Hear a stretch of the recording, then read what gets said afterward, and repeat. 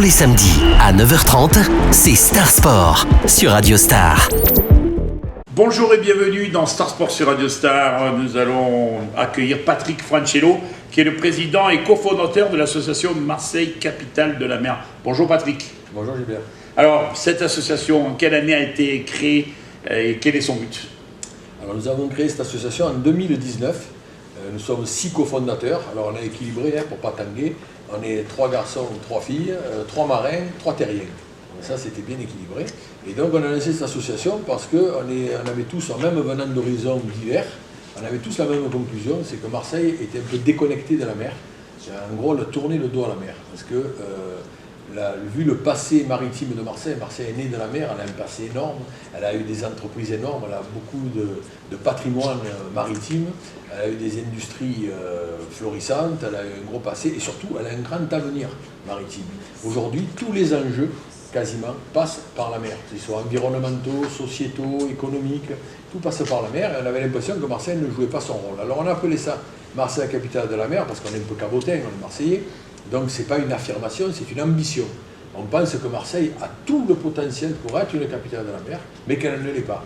Donc on l'a appelé comme ça, en se disant, on va essayer de mener un tas d'actions pour faire en sorte que soit on va essayer de combler des trous, de répondre à des besoins, soit on va mettre en valeur tout ce qui existe et qui est méconnu. Alors justement, quelles sont les actions que vous menez? Alors pour être très pragmatique, on a commencé avec 3 projets initiaux. On avait un projet de bassin de nage en mer, un projet de festival et un projet de tiers-lieu de la mer. Donc le premier projet, donc les bassins de nage, puisqu'on en avait un peu marre d'entendre toujours dire qu'il n'y avait pas assez de piscines à Marseille. Et donc on s'est dit, il y a la mer, donc on va faire un essai. Alors, ce sont des bassins mobiles qui ressemblent à une vraie piscine, avec des plots de départ, des lignes d'eau. Et on voulait faire un essai sur 2 mois aux plages du Prado pour voir si ça fonctionnait. On n'a pas réussi, après de multiples épisodes, à avoir l'autorisation de la ville de Marseille de le faire. Donc évidemment, comme on n'est pas trop des gens à renoncer, on a dit on va faire autre chose. On a appelé le Cercle des nageurs de Marseille et le président Paul Lessia immédiatement nous a dit si vous voulez, pour mener votre projet à bien, utiliser le bassin olympique, venez. Et donc on a lancé une opération qui s'appelle Un pas vers la mer, parce que pour nous, le premier pas vers la mer, c'est d'apprendre à nager. Et donc on a mené ça. Ce sont des opérations qu'on mène à peu près sur 6 semaines dans l'été. Et les gamins, on les prend le matin, on les ramène le soir. Et le matin, tous les matins sur 5 jours, donc de la semaine, tous les matins, ils apprennent à nager au Cercle des nageurs de Marseille. Et tous les après-midi, on leur fait de l'acculturation maritime, de la sensibilisation. On les amène en mer, voir par exemple des bateaux à fond de verre, voir la biodiversité. On les amène sur les plages du Prado à apprendre des gestes, tout ce qui concerne l'environnement. On les amène à la grotte Cosquer, on les amène sur le grand port maritime, voir les métiers comme le lamanage, où ils apprennent à voir comment on attache un bateau, comment on fait des nœuds. Tout ça pour les habituer, leur donner le goût de la mer. C'est des enfants de quel âge? Alors ils ont entre 7 et 11 ans. Et donc on amène, alors il y a le sourcing, c'est-à-dire qu'on va surtout, alors on prend évidemment tous les petits qui ont besoin d'apprendre à nager, parce que pour nous, un petit qui habite dans le 8e ou dans le 15e, si c'est pas nager, c'est pas nager. Donc, mais surtout, on met quand même l'accent sur les quartiers prioritaires, les QPV. Donc on travaille beaucoup avec les associations de quartier, avec les centres sociaux, donc on travaille beaucoup avec cela. Mais il peut y avoir aussi des besoins, je vous parle de petits Marseillais, mais par exemple l'an dernier, on a dans notre conseil d'administration quelqu'un qui travaille à la Solia, qui fait de l'habitat solidaire. Nous avions des enfants de réfugiés. Donc nous avions des petits Soudanais, des petits Syriens, des petits Rwandais. Et il y avait même un interprète qui traduisait de français en anglais ce que disaient les maîtres nageurs, parce qu'on a été obligé d'aller jusque-là. Et cette année, par exemple, puisque tous les ans on essaie d'apporter quelque chose de plus, cette année il y a des mamans qui viendront apprendre à nager et qui auront elles aussi de la culturation maritime à l'après-midi. Donc chaque fois on essaie d'apporter quelque chose. Et la cerise sur le gâteau au Cercle des nageurs, c'est que pour la dernière session, quand il y a la remise des diplômes, la première année c'était Florent Manodou, voilà, c'était les petits, quand ils voient arriver quelqu'un comme ça, c'est assez extraordinaire. Et tous les ans, il y a un champion qui vient remettre les récompenses. L'an dernier, par exemple, c'était Michael Bodega qui est venu, lui, avec sa médaille olympique et sa médaille de champion du monde de water-polo. Et donc les petits, vous voyez, vous faites de vraies médailles qui brillent, comme avec Florent.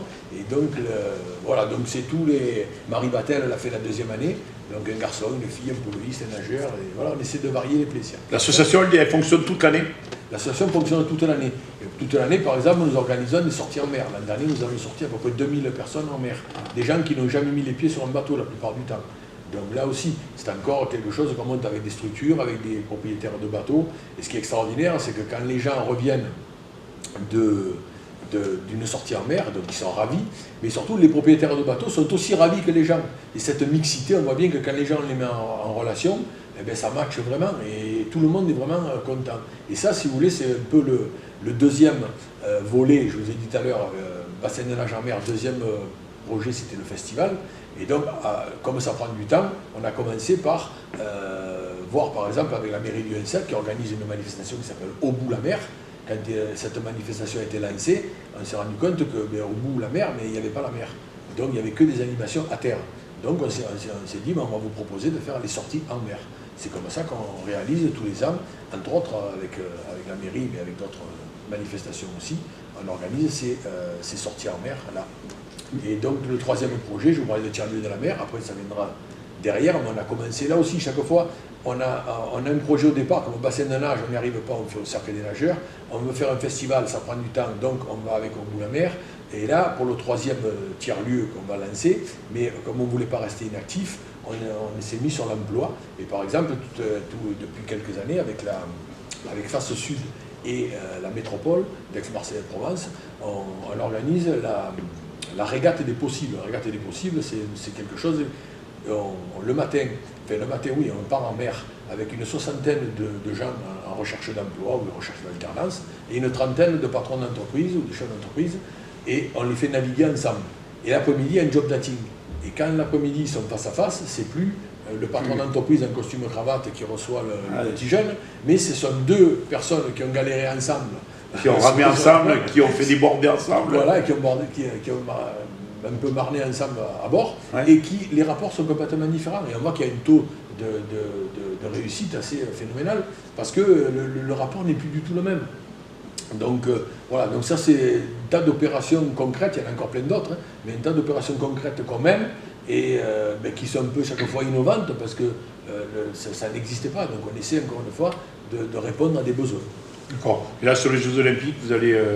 Alors, les Jeux Olympiques, c'est encore pareil. On ne peut pas apporter grand-chose en termes de Jeux Olympiques seuls, sauf qu'on s'est rendu compte qu'il y avait les Jeux Olympiques de voile, mais il n'y avait pas les Jeux Paralympiques de voile. Donc, on s'est dit, il faut faire quelque chose quand même pour les personnes à mobilité réduite. Donc, on a prévu d'organiser une régate mixte après les Jeux Olympiques pour mettre des valides et des non-valides pour qu'ils puissent naviguer ensemble. Donc s'il n'y a pas de Jeux paralympiques de voile, on va essayer quand même de faire quelque chose. Donc on essaie encore une fois d'aller où il nous semble qu'il y a un manque. Voilà, peut-être quelque chose à rajouter, tout est complet là. Ah non, parce que je ne vous ai pas dit l'essentiel. L'essentiel, c'est ce qu'il y a à venir. Alors qu'est-ce qui est à venir? Alors à venir, ce qui est extraordinaire, c'est que dans les projets qu'on avait, je vous dis chaque fois, on essaie de rebondir dessus et de repasser par la fenêtre. Oui. Au début, on a eu un projet de création de capitale européenne de la mer. Donc ça, on a lancé ce projet-là. On a eu la chance que Rodolphe Saadé, le patron de la CMA-CGM, trouve le projet intéressant, qu'il en parle au président Macron, qu'il a mis dans son plan Marseille en grand. Donc on s'était dit, c'est bien lancé, ça va arriver, la France va être à la présidence de l'Europe pendant 6 mois, donc ça va aller. Bon, la guerre en Ukraine est arrivée, il y a eu d'autres priorités, le projet n'a pas trop avancé, et nous, le but, c'était de faire quelque chose dans la foulée des Jeux Olympiques. 2024, les Jeux, on voulait qu'il y ait un héritage derrière, que ça ne tombe pas comme ça à plat, qu'il n'y ait plus rien derrière. 2023, Coupe du Monde de rugby, 2024, les Jeux, ainsi 2025, il faut que ce soit la mer. Donc, derrière, on s'est dit, puisque ça, on ne va pas y arriver, parce que l'Europe, ça ne débloquera jamais la création d'une capitale européenne si rapidement, on va créer une année de la mer. Et en 2025, on va faire toute l'année une année de la mer. Il se trouve que le président de la République, Emmanuel Macron, a eu la même idée, un peu après nous, mais quand même la même idée, mais pas au même niveau. Et donc il va y avoir une année nationale de la mer, en 2025, en fait, qui va partir de septembre 2024 à septembre 2025. Donc une année de la mer nationale. Donc on s'est évidemment rapproché du chargé de mission du président Macron au niveau national, et donc on va nous être ici un peu à l'avant-garde de cette année-là, puisqu'on a quand même déjà construit pas mal de choses. Donc, l'an dernier, nous avons signé, notamment, puisque je vous parlais de tiers-lieu tout à l'heure, on y arrive, on a signé une convention d'occupation de 10 ans avec la consigne sanitaire, qui est le bâtiment historique qui est au pied de la Tour Saint-Jean. C'est un bâtiment de 1719, un patrimoine qui n'était pas utilisé, donc on va le réhabiliter. Et on a prévu de donner le premier coup de pioche de la réhabilitation en septembre 2024 pour le démarrage de l'année de la mer. Donc il va y avoir des programmations toute l'année, puisque c'est déjà un endroit qui vit déjà, je pourrais vous raconter plein de choses qu'on a déjà fait. Et ce qu'on vous prévoit, c'est en septembre 2025, pour la clôture de l'année de la mer, ce fameux festival qu'on veut organiser. Donc cette année de la mer-là, il y a beaucoup de choses à faire, une programmation donc à la consigne toute l'année, avec beaucoup d'événements, d'activités, notamment tournés vers l'emploi maritime, parce qu'on se rend compte qu'il y a beaucoup de choses à faire pour l'emploi maritime. Donc créer des outils pédagogiques, des outils pour qu'on puisse mettre à la disposition d'un tas de partenaires et d'associations qui œuvrent déjà sur ce terrain-là, qu'ils aient des outils pour amener des jeunes vers les métiers de la mer, parce qu'on en parle très peu, mais il y a beaucoup d'emplois à pourvoir dans le domaine maritime. Donc voilà, toutes ces impulsions-là, donc on pourra en parler pendant des heures. On va lancer une étude d'impact aussi, puisque je vous disais qu'au début, on s'est dit, les gens, ils sont quand même déconnectés de la mer. La population n'a plus la culture maritime qu'elle devrait avoir. Et ça, c'était notre sentiment. Et on s'est dit, quelque part, il faut quand même qu'on en ait une réalité scientifique. Donc avec Aix-Marseille Université et le centre Mésopolis, on a programmé une étude d'impact pour savoir quel est réellement, une mesure scientifique, quel est le rapport de la population à la mer. Qu'est-ce qu'il est vraiment, pour la faire cette année, et pour le refaire par exemple en 2026 ou 2027, pour savoir si l'année de la mer et toutes nos actions ont eu un impact ou pas sur la population. On aimerait bien pouvoir le mesurer. Donc c'est encore un des projets aussi qui sont en cours. Beaucoup de projets, beaucoup... Énormément.